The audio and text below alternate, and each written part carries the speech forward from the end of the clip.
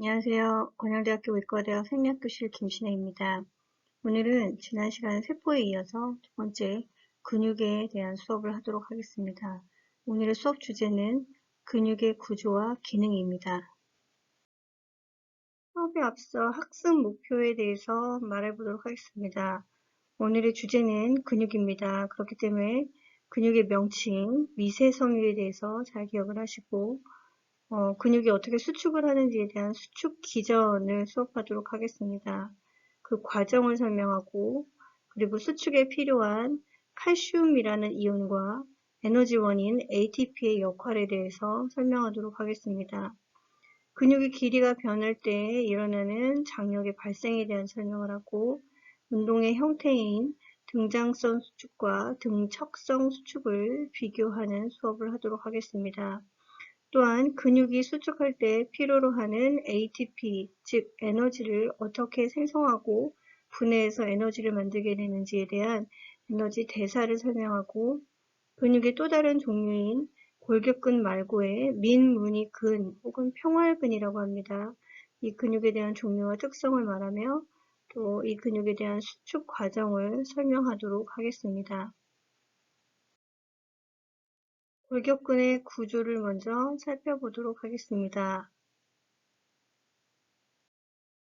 우리 몸을 이루고 있는 근육은 크게 구조와 기능의 차이에 따라서 세 가지 종류로 구분해 볼 수 있습니다. 먼저 뼈대에 붙어 있는 뼈대 근육, 즉 골격근이 있고 심장근이 있습니다. 그리고 평활근, 다른 말로 무늬가 없다고 해서 민무늬근이 있습니다. 이들의 특징을 간단하게 살펴보면 골격근은 근육이 자극을 받아서 수축을 하면 원래 길이보다 약 70%까지 근 길이가 감소하는, 그래서 원래 길이가 100이었다면 근육이 강하게 수축을 하고 남으면 약 70 정도가 남는 그러한 형태를 띠고, 평활근의 경우는 약 35%까지의 근 길이를 보이게 됩니다. 그러니까 평활근이 더 크게 수축을 할 수 있다는 것을 말할 수 있겠죠. 골격근과 심장근은 공통점이 있습니다. 바로 그림에서 보는 것처럼 무늬가 있습니다. 그래서 이들을 가로무늬근이라고 하며 또 다른 특징으로 묶어보면 심장근과 평활근은 그림에서 보는 것처럼 세포 안에 핵이 하나씩 이루고 있는 단핵세포라고 설명할 수 있습니다. 또한 이 심장근과 평활근의 특징은 이들은 자율신경에 영향을 받습니다. 자율신경에 영향을 받는다는 건 다시 말하자면 의지 조절이 불가능하다라고 설명할 수 있겠죠. 수축을 해야지라고 하고 수축을 하는 것이 아니라 우리 몸의 형평성에 맞고 또 항상성에 맞게 자율적으로 조절이 되는 신경을 따라서 심장근과 평활근이 수축 또는 이완작용이 일어납니다. 그래서 이들을 가리켜서 불수의 근이라고 이야기합니다.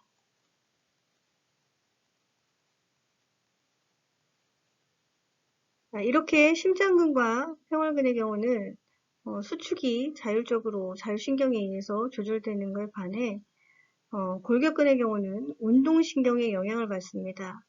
운동신경에 영향을 받는다는 건 바로 중추신경계의 의지에 따라서 골격근의 수축 또는 이완이 조절된다는 걸 뜻하는 겁니다. 그래서 우리가 의지적으로 수축과 이완의 조절이 가능하다고 해서 이들을 가리켜서 바로 수의근이라고 설명할 수 있게 됩니다. 심장근은 스스로 수축이 가능하고 또 자율신경에 의해서 조절되는데 특징이 하나 있습니다. 심장근의 경우는 세포 간의 결합 방식이 바로 간극결합으로 굉장히 특이하게 집단 운동이 보여집니다.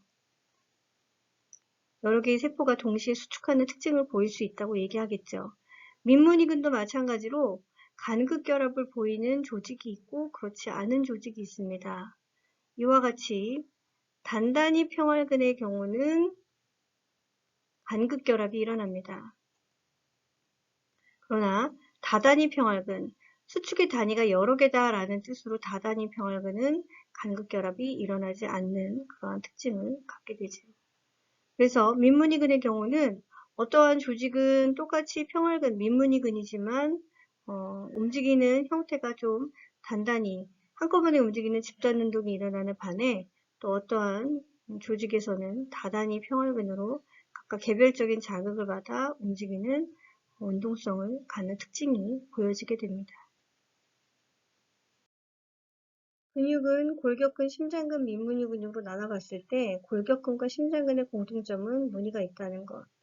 또한 심장근과 민무늬 근육의 공통점은 핵이 한 개이며 자율신경의 지배를 받아서 불수의적으로, 즉 의지와는 관계없이 우리 몸의 필요에 따라서 수축과 이완이 조절되고 있다는 겁니다.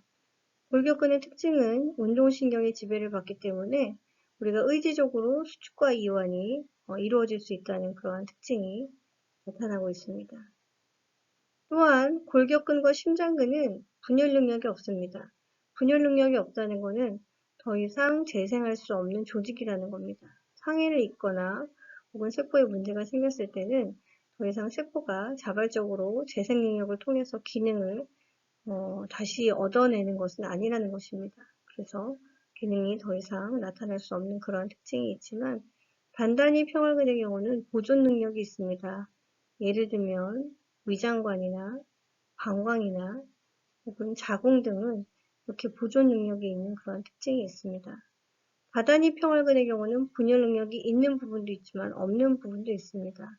예를 들면 다단히 평활근의 경우는 홍채근이 있습니다. 홍채근은 눈동자의 색깔을 보여주는 우리 눈동자의 색을 나타내는 그러한 영역인데 이 영역은 다단히 평활근으로서 홍채근이 수축과 이완을 하는 데 있어서 굉장히 여러 개의 자율신경의 도움을 필요로 하는데 이들은 분열 능력은 있지만 다른 조직들은 그렇지 않다고 볼 수 있게 됩니다. 골격근은 그림에서와 같이 뼈에 부착이 되어 있어서 길이 방향으로 수축을 하며 골격근의 움직임을 조절합니다. 우리가 여기가 위팔뼈가 있습니다. 이 위팔뼈 안에 두 갈래 근과 세 갈래 근이 있습니다. 위팔뼈를 들어서 아래팔뼈를 이렇게 들어 올리게 되면 그림과 같이 이 뼈대를 지탱하고 있는 근육들이 짧아지면서 위로 끌어당겨지는 수축의 작용이 있습니다. 다시 이 위팔뼈를 반대로 풀어줍니다. 풀어주게 되면 이와 같이 근육은 다시 반대 방향으로 이완을 하게 되어 있습니다. 길이 방향으로 수축과 이완이 일어난다는 것. 또한 근세포는 발생 과정에서 여러 개의 세포들이 융합된 그런 다핵세포입니다. 그래서 이 그림에서 보는 것처럼 핵이 하나가 아니라 여러 개의 다핵세포로서 길이가 긴 근섬유를 이루고 있습니다. 그래서 근섬유란 골격근세포라고 기억을 하시길 바랍니다. 이렇게 다핵들은 세포 안쪽에 존재하는 것이 아니라 중앙으로 밀려서 세포막 근처에 위치하고 있습니다. 그래서 여기서 세포에게 필요한 기능을 하고 있습니다. 근섬유는 약 1000개 이상의 근원섬유로 이루어져 있습니다. 근섬유는 1000개 이상의 근원섬유로 이루어져 있고 이 근원섬유의 다발로 모여있는 구조를 우리가 근다발이라고 설명할 수 있습니다. 이 근다발을 둘러싸고 있는 것을 근다발막, 다른 말로 근막이라고 설명합니다. 근다발은 육안으로 구분이 가능한, 즉 근육을 절단해서 분리해보면 눈으로 확인이 가능한 여러 개의 가능 구조로 이루어져 있습니다. 그래서 이 여러 개의 근다발이 모여서 하나의 근육을 형성한다라고 볼 수 있습니다. 이 근막에는 바로 운동신경의 마지막 부위인 말단이 와서 자극을 합니다. 그래서 우리가 통합중추에서 정보를 보내면 이 정보는 운동신경을 따라 이렇게 근육을 자극하게 되는데 이때 신경의 마지막 부위 말단에서 근육을 자극하는 물질은 바로 신경전달 물질이라고 설명할 수 있습니다. 그래서 운동신경의 자극을 받으면 이 근막에 뿌려지는 아세틸콜린이라는 신경 전달 물질이 근육을 자극하고 근육은 이렇게 근섬유 안에 있는 근원섬유의 안으로 들어갔을 때 각각의 굵은 미세섬유와 가는 미세섬유의 자극을 이루게 됩니다. 자, 가장 안으로 들어가면 여기 가는 미세섬유와 굵은 미세섬유가 있습니다. 이들이 모여서 즉 근원섬유를 이루게 되는데 이 1000개의 근원섬유가 모여서 근섬유가 된다는 사실을 기억하시길 바랍니다. 이 가는 미세섬유와 굵은 미세섬유는 교대로 나란히 배열되어 있어서 수축하기 가장 좋은 구조로 이루어져 있습니다.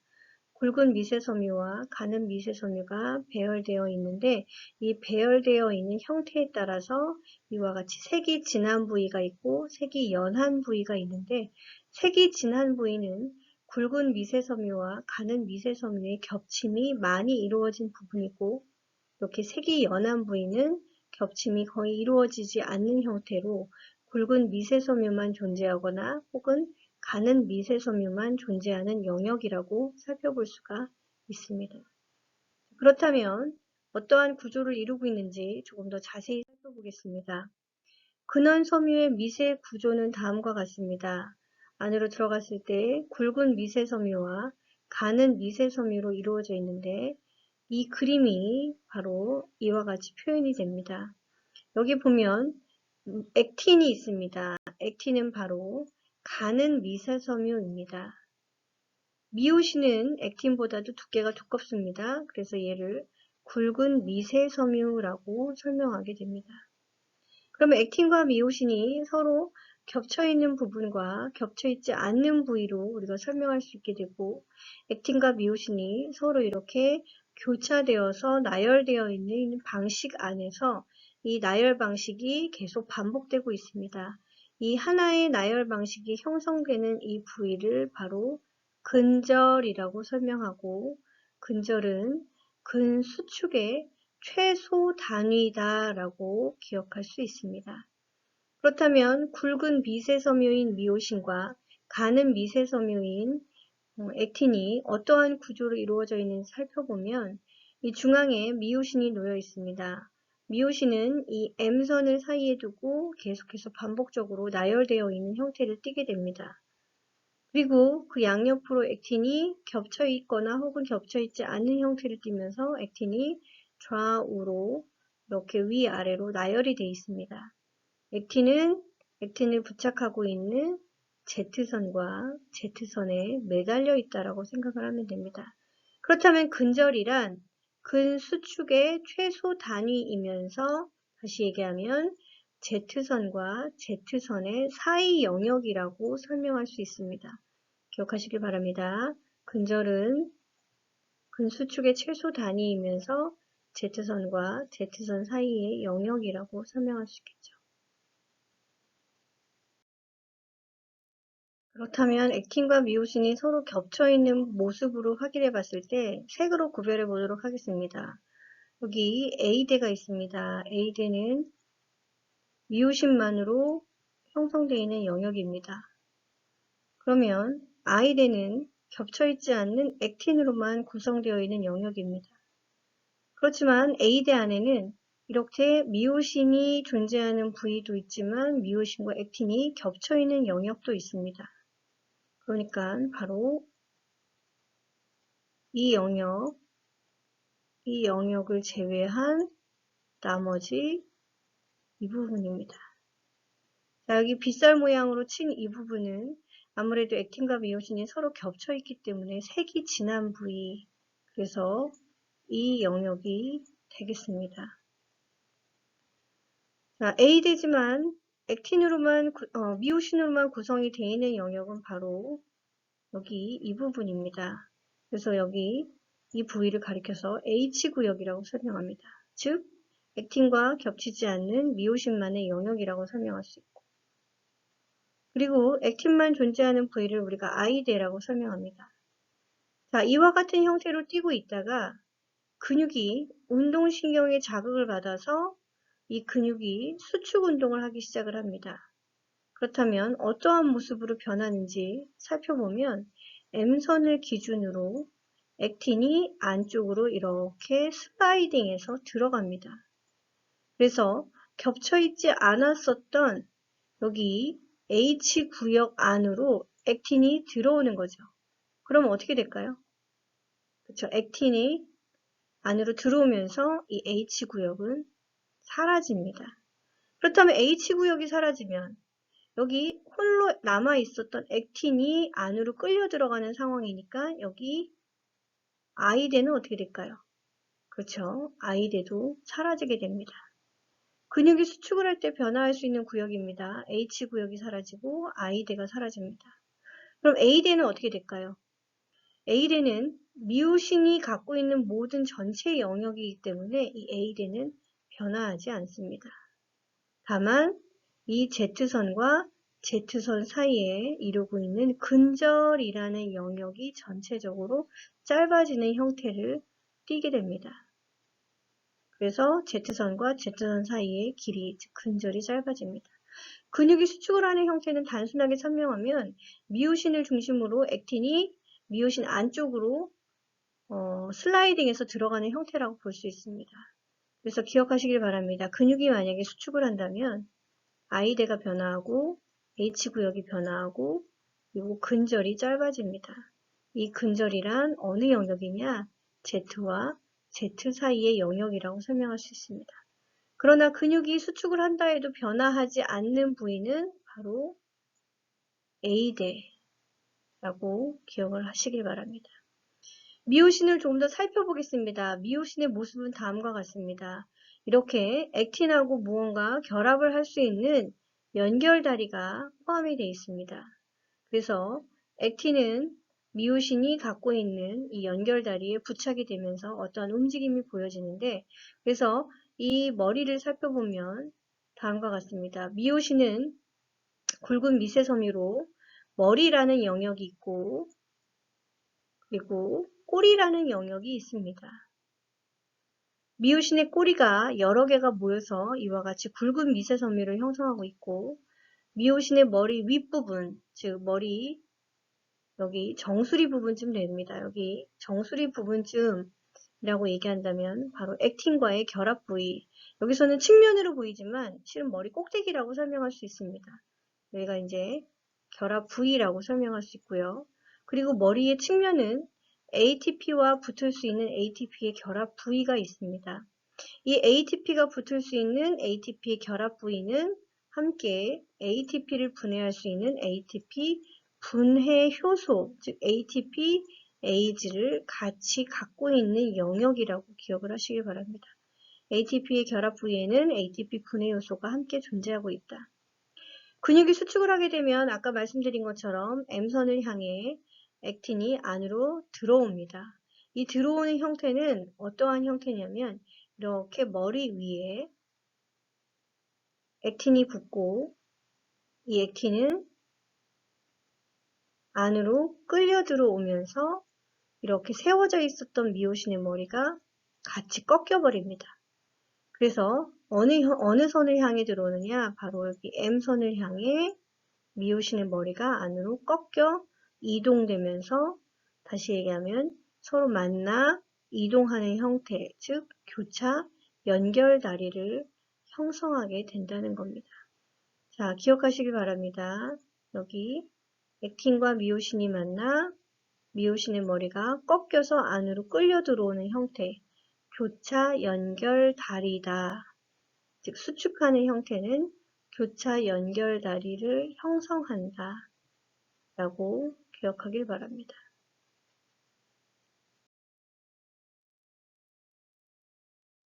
자, 반면에 액틴은 가는 미세섬유라고 설명합니다.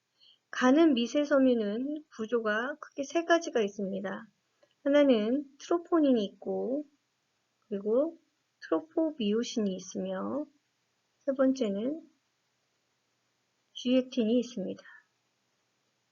트로포닌은 칼슘하고 붙는 자리입니다. 트로포닌 하나에 4개의 칼슘이 와서 붙어야지만 완벽하게 뭔가 물리적인 힘을 발휘해서 움직일 수 있습니다. G액틴은 미오신하고 붙을 수 있는 교차 연결다리의 부착 부위를 갖고 있습니다. 즉, 노출이 된다면, 나타난다면 미오신 머리 꼭대기와 아주 가볍게 붙은 다음에 교차 연결다리를 형성하기 때문에 수축 기능에 매우 중요한 자리입니다. 그렇다면 이 GAT는 아무 때나 노출이 되어 있으면 안 되겠죠. 왜냐하면 수축을 조절해야 되기 때문입니다. 그래서 이 GAT를 감추고 있는 물질이 있습니다. 누구냐면 두 번째, 트로포미오신입니다. 평상시에 근육이 수축하지 않는다면 G-액틴은 트로포미오신에 의해서 감춰져 있습니다.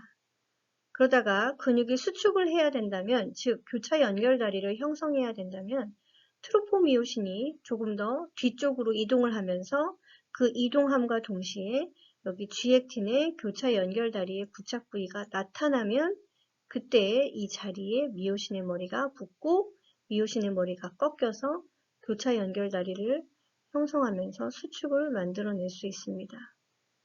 자, 그렇다면 트로포미오신은 어떻게 물러나며 G-액틴을 나타나게 하는지, 그 이유가 있습니다. 바로 트로포미오신 위에 붙어있던 트로포닌에 칼슘이 가서 붙게 되면 이와 같은 현상이 나타납니다. 자, 그렇다면 이와 같은 모든 물리적인 움직임을 형성하는 데 있어서 가장 중요한 것은 바로 무엇일까요? 그렇죠. 칼슘의 노출입니다.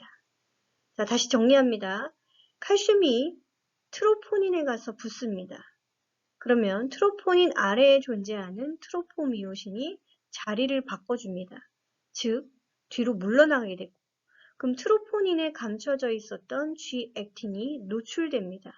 그럼 노출되는 그 부위에 미오신이 결합을 하고 교차 연결다리를 형성하는 거죠. 즉, 액틴이 여기 M선을 향해 안으로 쓸려서 들어오면서 액틴과 미오신의 교차 연결 형성 다리를 통해 근육이 수축을 할 수 있다는 겁니다. 자, 그렇다면 근육이 이렇게 수축의 형태를 더 이상 보이고 싶지 않다라고 한다면 어떻게 하면 될까요? 그죠? 자연스럽게 칼슘이 밖으로 나가게 되면 됩니다. 칼슘이 사라지면 트로포닌에 붙어있던 칼슘이 떨어지면 다시 트로포미오신은 제자리로 가게 되고 제자리로 간다는 건 다시 G-액틴을 감출 수 있다는 겁니다. 그러면 더 이상 미오신과 결합하지 않아서 근육은 더 이상 수축하지 않고 액틴은 다시 제자리로 물러가면서 근육이 이완되는 형태를 갖게 됩니다. 그게 바로 수축과 이완의 모습입니다. 그렇다면 이 PPT의 가장 중요한 건 누구일까요? 그렇죠? 바로 칼슘입니다. 칼슘. 그래서 근 수축에 필요한 것은 바로 고농도의 칼슘이며 칼슘이 제일 먼저 트로포닌에 와서 결합하고 트로포미오신이 밀려나고 그리고 G-액틴이 노출되면 이때 미오신 머리와 서로 붙게 되며 미오신의 머리를 꺾고 G-액틴이 M선을 향해 끌려 들어오면 Z와 Z선이 짧아지는, 즉 근절이 짧아지는 근수축이 일어난다라고 기억하시길 바랍니다. 근절의 길이 변화를 다시 설명하겠습니다. 아까 말한 대로 만약에 칼슘이 없다면 더 이상 얘네들을 서로 결합할 수 있는 어떠한 물리적인 힘이 발휘하지 않습니다. 그러나 상상력을 동원해서 이렇게 여기 트로포닌에 칼슘이 가서 붙게 되면 이와 같이 미오신이 붙을 수 있는 G-액틴이 노출이 돼서 서로 붙게 되면서 이렇게 머리를 꺾어서 안쪽으로 끌어당겨서 H구역이 짧아지고 I대가 사라지고 그래서 Z와 Z선 사이, 즉 근절이 짧아지는 근수축의 형태를 띌 수 있습니다. 자, 다시 정리합니다. 근절이란 액틴 미세섬유의 한쪽 끝이 Z선에 부착되어 있고 이 Z선과 Z선 사이를 가리켜서 근절이라고 표현합니다. 그리고 이 근절은 근수축의 최소 단위입니다. A대는 어두운 띠를 띠고 있죠. 그러나 모든 부분이 다 어두운 띠를 띠지는 않습니다. 겹쳐있는 부위는 어두운 띠를 보이고 겹쳐있지 않는 부위는 약간 밝은 빛을 띠게 돼서 우리가 골격근은 이렇게 가로무늬근이라고 설명할 수 있게 되는 겁니다. I대는 액틴 미세섬유로만 구성되어 있어서 밝은 부위입니다. 그래서 근수축을 하게 되면 액틴이 미오신 사이로 이렇게 미끄러져 들어가면서 액틴의 미세섬유가 사라지게 되고 오로지 미오신만 존재하는 H구역도 사라지게 되고 그래서 전체적으로 A대만 남게 되는 그런 길이 변화가 없는 형태로 나타납니다. 그렇다면 어디까지 수축을 하고 어디까지 끌려 들어올 수 있을까 봤더니 H구역이 사라질 때까지 최대한 수축을 한다면 이 H구역이 완전히 사라질 때까지 서로 만나게 되면 이렇게 근육이 가장 짧은 형태로 수축할 수 있다고 설명을 합니다. 원래 길이의 70%까지 보이게 되는 그런 형태를 띠겠죠. 자, 그러면 길이 중에서 길이 말고 색깔 중에서 이렇게 색이 연했던 I대가 있고 H구역이 있습니다. 그러면 근수축을 하게 되면 이 둘이 사라지죠. 그럼 우리가 근육이 수축을 해서 나타날 수 있는 변화는 근 길이가 짧아지는 것 외에 또 하나가 있습니다. 근육의 색이 굉장히 진해진다는 겁니다. 색이 연한 부위가 사라지기 때문에 전체적으로 겹치는 부위가 많아져서 색이 굉장히 진하게 나타나는 그러한 특징을 관찰해 볼 수 있게 됩니다. 그래서 이렇게 이완에서 수축의 형태를 보이면 근 길이가 짧아지고 여기 M선을 향해서 액틴이 끌려 들어오는, 미끄러져 들어오는 형태를 띠기 때문에 근절의 길이 변화를 가리켜서 다른 말로 근 필라멘트 미끄러짐 학설이라고 표현합니다. 근 필라멘트 미끄러짐 학설에 따라서 근육은 수축할 수 있다.